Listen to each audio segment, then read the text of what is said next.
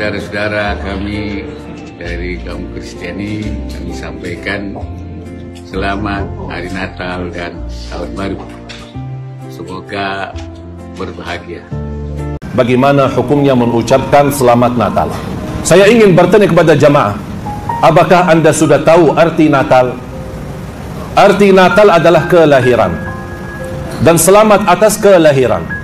Dan kepercayaan mereka, kelahiran itu adalah kelahiran Nabi Isa, yang dinamakan oleh mereka Yesus, anaknya Tuhan. Ketika mereka merayakan hari itu, berarti mereka merayakan kelahiran anak Allah. Kita sebagai orang Muslim sudah belajar, bahkan sudah hafal, Qul huwallahu ahad, Allahus samad, lam yalid wa lam yulad. Tidak punya anak yang tidak beranakan. Berarti kalau Allah tidak punya anak, kita sudah percaya dan yakin Allah subhanahu wa ta'ala maha esa, Al-Wahidul Ahad, Al-Hayyul Qayyum, maha hidup dan maha berdiri sendiri. Allah subhanahu wa ta'ala maha berkuasa, Allah subhanahu wa ta'ala maha kaya, tidak tergantung kepada makhluk siapapun. Tapi kalau kita mengucapkan selamat Natal atas kelahiran anak Tuhan, berarti kita sendiri sudah mengingkari Qul huwallahu ahad. Islam tidak melarang kita bertetangga dengan orang beda agama. Islam tidak melarang itu. Rasul hidup di tengah masyarakat yang di kufar Quraisy di Makkah, hidup di Madinah dengan tetangga orang Yahudi, tapi Rasul SAW tidak pernah mengikuti perayaan mereka. Rasul tidak pernah mengikuti mengucapkan selamat hari-hari raya mereka, tapi Rasul tetap tetangga mereka. Rasul silaturahim kepada mereka. Rasul tetap berbaik dan sahabat dengan mereka, bahkan berbisnis dengan mereka. Harus kita berprinsip sebagai orang Muslim. Hal yang terkait dengan akidah, mohon maaf, tidak ada tawar-menawar, walaupun orang tua sendiri. Di luar itu, saya baik, sahabat, memberikan yang baik untuk semua orang.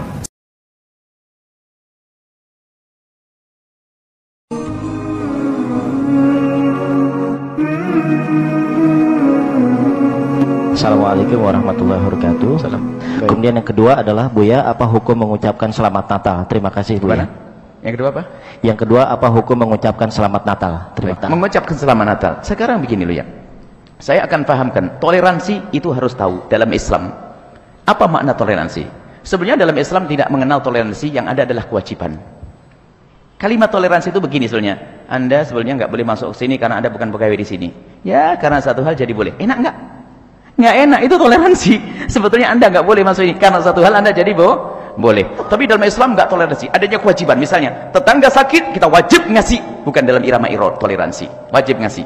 Tetangga Nasrani yang sakit, wajib kita ngasih makan, ngasih obat. Tetangga Nasrani yang lapar, kita wajib ngasih makan, bukan toleransi, kewajiban. Yang ada dalam Islam lebih tinggi dari toleransi, tapi kewajiban. Baik, sekarang kita pakai istilah toleransi, boleh, karena sudah berlaku di Indonesia. Toleransi itu bagaimana? Toleransi itu jangan paksa orang lain untuk ngikuti kamu. Itulah toleransi. Kita harus paham makna toleransi sedikit.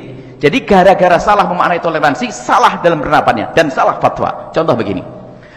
Toleransi itu begini, kalau Anda itu acara hari raya Idul Fitri rame-rame, Anda jangan paksa karyawan Anda yang Nasrani untuk mengucapkan selamat hari raya atau memberikan bingkisan. Kan begitu mestinya. Itu toleransi. Seperti pengajian begini ini, orang Nasrani tidak wajib. Ya enggak? Jangan karena kamu kerja di wilayah kaum muslimin, kamu harus. Nah, enggak toleransi dong begitu. Jadi toleransi itu jangan dipaksa dia untuk ngikut. Dan ingat, Anda pun tidak boleh memaksa kaum minoritas ngikuti Anda dalam urusan keagamaan. Wajib hari raya semuanya harus ikut ke alun-alun demi syiar. Biarpun orang Nasrani, Anda enggak boleh. Anda orang muslim enggak ngerti toleransi. Biarpun Anda jadi kepala kuunya, gubernur yang muslim, pokoknya karena sebagai seorang gubernur muslim, maka sekarang setiap hari raya Idul Adha semuanya harus ke alun-alun biar syiar. Nggak boleh Anda memaksa. Jadi memaksa orang minoritas ikut mayoritas saja tidak boleh, apalagi memaksa kaum mayoritas ngikut minoritas, sama tidak boleh.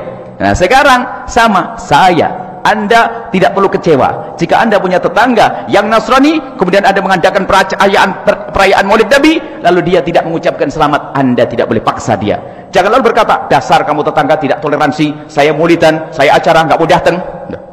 Anda memaksa dia dong kalau Anda menyuruh dia datang kepada Anda mengucapkan selamat. Ini berarti toleransi itu maknanya apa? Jangan paksa. Begitu juga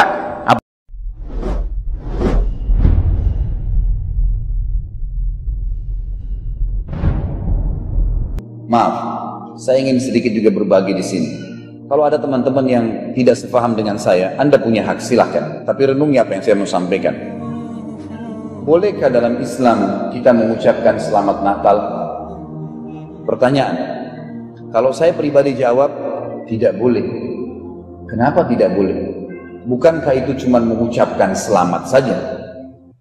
Baik, ada seorang muslim sempat bertemu dengan seorang Nasrani, kejadiannya di Inggris. Si Nasrani datang dan berkata kepada si muslim, "Wahai muslim, kenapa kau tidak," tentu ada nama orang-orang ini ya, saya tidak sebutkan nama-namanya. Dia mengatakan, "Wahai muslim," contoh saja, "kenapa kamu tidak ucapkan selamat Natal kepada saya? Bukankah itu cuma kata-kata saja? Sebagaimana saya ucapkan pada kamu selamat Idul Fitri." Kata si muslim, "Kenapa kau tidak syahadat?" Sudah tahu si Nasrani apa itu syahadat, masuk Islam berarti, dia tinggalkan agamanya. "Kenapa kau tidak syahadat?" Kata si Nasrani, "Saya nggak mungkin syahadat, kalau saya syahadat berarti saya tinggalkan agama saya." Kata si muslim, "Bukankah itu cuma kata-kata?"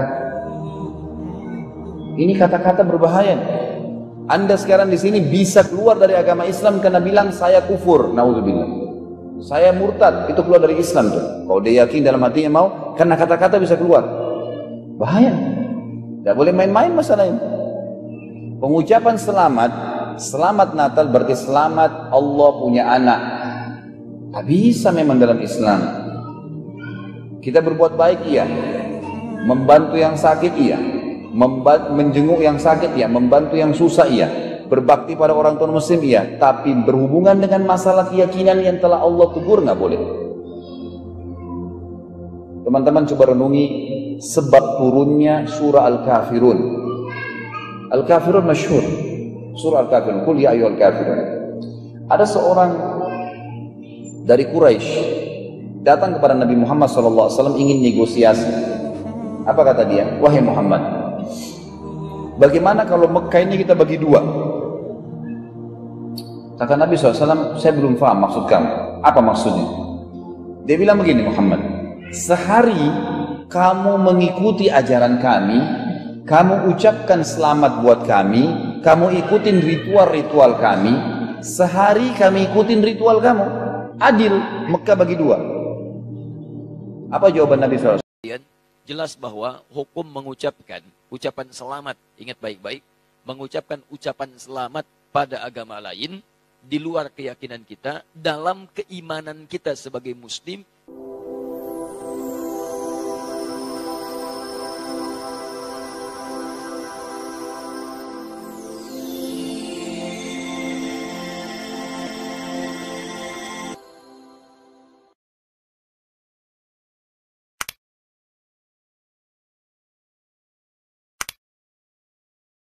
Bismillah. Waalaikumsalam warahmatullahi wabarakatuh. Ustaz izin bertanya, bagaimana caranya berdakwah tentang larangan mengucapkan Natal ke grup lain WhatsApp yang di dalamnya terdapat non-muslim? Apakah lebih baik berdakwah secara personal atau bagaimana Ustaz? Ya. Jazakumullah khair. Pertanyaan ini kenapa selalu datang berulang setiap tahun? Tidak pernah tuntas. Padahal ketentuannya sudah diketahui dengan jelas, aturannya juga sudah dipahami dengan baik. Dan ini sudah selesai sebetulnya masalah ini. Sudah selesai, tinggal kita hanya perlu penegasan saja dan meyakinkan pada diri kita dengan keimanan. Baik, pertama teman-teman sekalian, jelas bahwa hukum mengucapkan ucapan selamat, ingat baik-baik, mengucapkan ucapan selamat pada agama lain, di luar keyakinan kita, dalam keimanan kita sebagai muslim, itu tidak diperkenankan. Haram hukum yang mengucapkan selamat, misalnya A, selamat B, yang dalam selamat itu ada unsur pengakuan.